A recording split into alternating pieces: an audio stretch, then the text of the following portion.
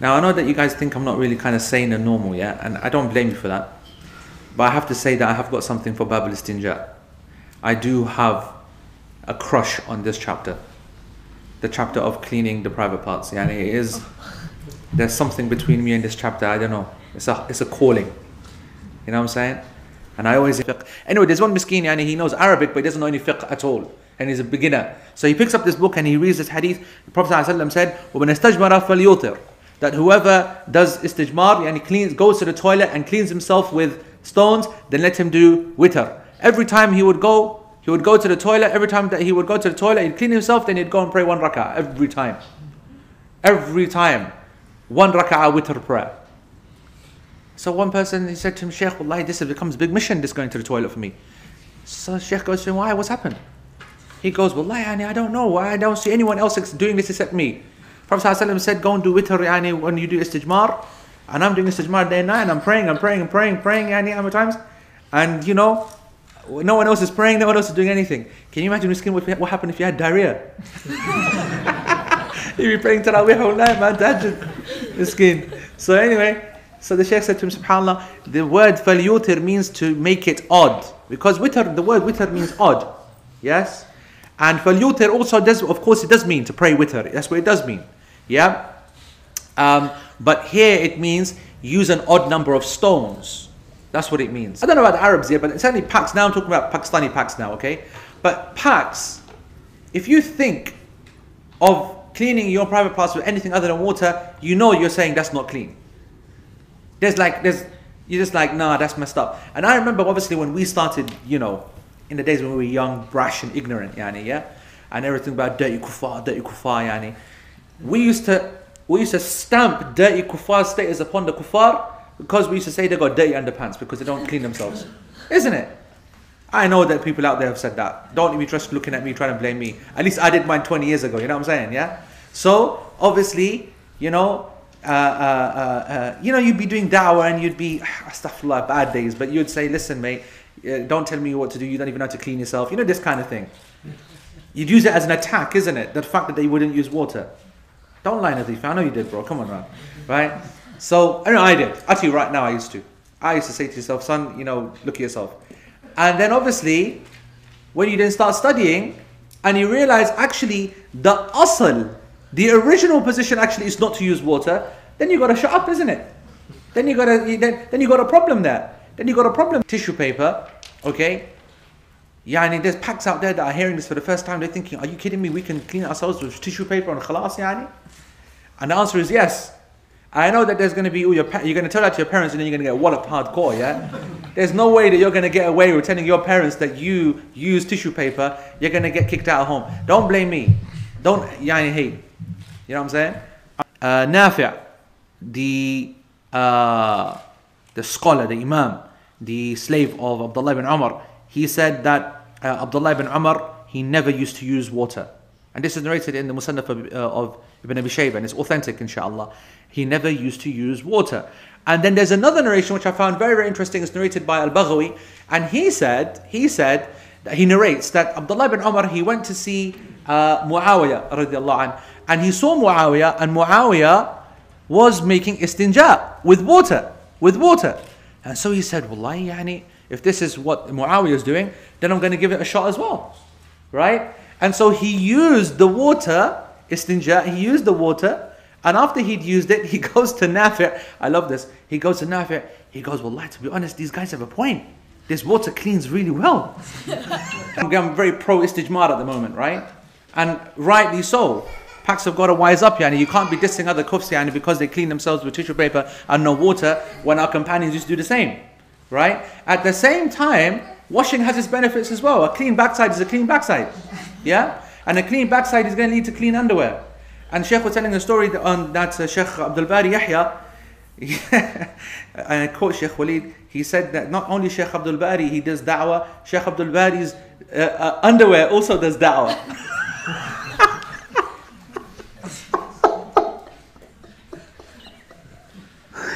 I don't know if I was meant to say this story or not. Was it a private story, Shaykh? I don't know if it was a private story or not. But I've got to say that.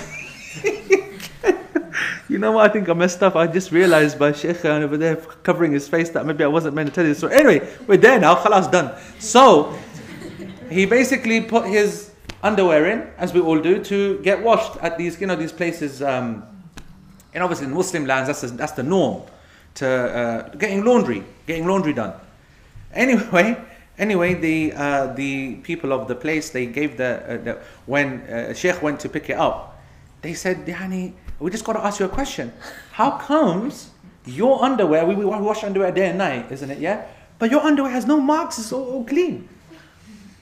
And look at Miskeen, you see? That supports us packs when we have that nafrat against all those people who don't clean their backside properly. You know what I'm saying? So, he said, how comes? And Shaykh Abdul Bari said, this is because we're Muslims and we do istinjā and we wash ourselves every single time, and that's why we make, easy job for you guys washing our underwear. That's the part I did by myself. Anyway, so the point is, subhanAllah, he got him talking and he became Muslim. He became Muslim. Now, I've got my own statements and comments to make on this story. A guy is becoming Muslim, because man's got clean underwear, yeah? There's something wrong there, aslan, you know what I'm saying? But still, it's a nice story, khalas, It works for the story. And the reason why I like it is because it's also narrated in the Musannaf of Ibn Abi Shayba, rahmatullah alayh, that Aisha radiallahu anha, she said to the female sahabiyat that tell your men, please to wash themselves better. Wash themselves better. Because I'm too shy to do that. I am too shy to do that. Way, if you're using something hard to get away all of the traces of filth so that your fingers therefore will not be soiled, when you go there proper with water, then it's a dream situation. Either you do that or you do what these Arabi log do. Stick a fountain underneath here. Have you seen their toilets? Qasme, what is that about? Have you seen? Their toilets, if you look here, they got a little hook coming up like that. Oh, yeah. When I saw that first time, I didn't know what was happening. Qasme, obviously, you look at that situation, no word of a lie. I don't know what was this, whatever. So I turned on the tap, and that's the other thing which freaks you out as well. Other thing which freaks you out is that people don't put their taps. A tap. The whole point of a tap is that a quarter turn should be a quarter turn, a half turn should be a half turn, a full turn is a full turn. A tap which a quarter turn brings out the full slack, is a disaster, isn't it? So I'm there. It was in Egypt, subhanAllah, and I'm looking at this thing. I turned it tiny because I knew that. Got to be careful. I must have turned it like a 10th turn. Like about 30 degrees. Learn tars! Smack in the face, That's sickness, I'm telling you, man. Where was your face? This is it. I'd consider myself to blame if I was sticking my head in a toilet bowl, doing some kind of train spotting flex, But I wasn't. I was standing. Gasmi, can you imagine? The pressure. But you see, the way that the Arabs, they designed this thing is that they said, listen, we're not touching it. We're not touching our private parts. We're not even going to use tissue paper. We're going to blast it away. Oh, what a people. They said, you sit there, you go your toilet, turn that thing on, pause. Khalas, man. That's sick behavior. Qasmi is. So, that's a whole nother that's a whole nother extension to the whole discussion. I want to say that there is a serious point to this. There is a serious point. And it's a wonderful reflective point. I know it's all funny and it's all rude and all kind of prude subject and stuff. But, subhanAllah, just like we all fully accept and believe and we wonderfully appreciate the blessings of food and drink and so on, i.e. everything that goes into our body, we should also appreciate and reflect upon the wonderful blessing and ni'mah of Allah subhanahu wa ta'ala to allow things to go outside our body as well.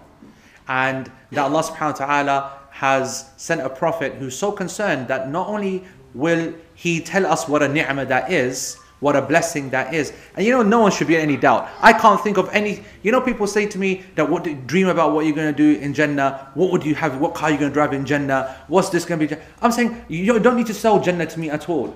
I heard that you don't need to go toilet in Jannah, that's it. You see what I'm saying? Once I heard that, you had me at no toilet. You had me at you don't have to go to the toilet. You don't need to go and tell me a big qissa and big yani thingy. Oh, that's a bonus.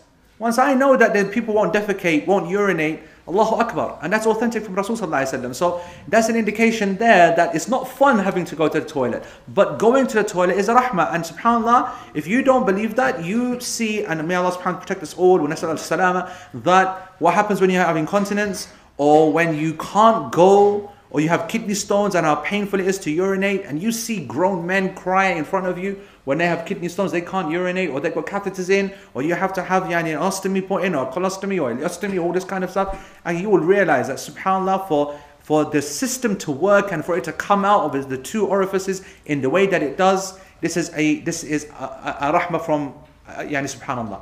And I also want to say to you that the concern of Rasulullah was something that was even impressed even his enemies and the people around him. In Sahih Muslim, when they went to Salman al-Farsi, they said, your prophet, he's teaching you everything, man. He's like a diss, like a cuss, like, kids, you don't know anything. Your prophet has to teach you everything. And Salman was like, what, that was a cuss or what? I'm proud. He goes, yeah, he taught me how to do this and to make wudu like this and to clean myself like this. And when we go to the toilet, we don't face the qibla. And when we go to the toilet, we'll use 3 pieces and we're going to sit like this and so on. So we are proud of this chapter. Believe me, we are proud of Istinjā. We are going to fly that flag, inshallah, of Istijmar. And I want to say to you that this is a blessing. And to know that there is a way to do it in a blessed way. Subhanallah. It's not like, you might not be thinking enough of doing ibadah every day. Allah subhanahu wa ta'ala has given ibadah for free. Even when you're going to do your toilet, do it in the right way, like we're going to be teaching on the next couple of weeks, and you'll be rewarded for every single thing that you do. The going into the toilet, the thought before the toilet, whilst in the toilet, when you're coming out of the toilet, the process, you'll be rewarded for every single thing if you follow the sunnah in this matter. This is amazing, subhanAllah. It's a bonus. So anyway, I went on too much.